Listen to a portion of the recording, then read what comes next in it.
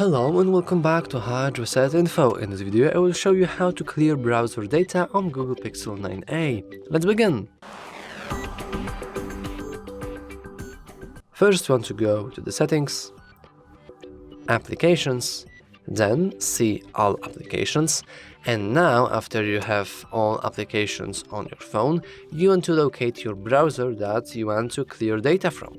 For me, it's the Chrome browser, so I will go to the Chrome browser, and now I will go to storage and cache. Now I will go to clear storage, and I'm taking to something different. It's no longer the settings themselves, though they actually tell you that they are. And now we can free up space, clearing the unimportant data, clearing basically cookies and other locally stored data, or clearing everything, all browser data, right here at the bottom. So we simply click it, we hit OK, and now our browser data is deleted.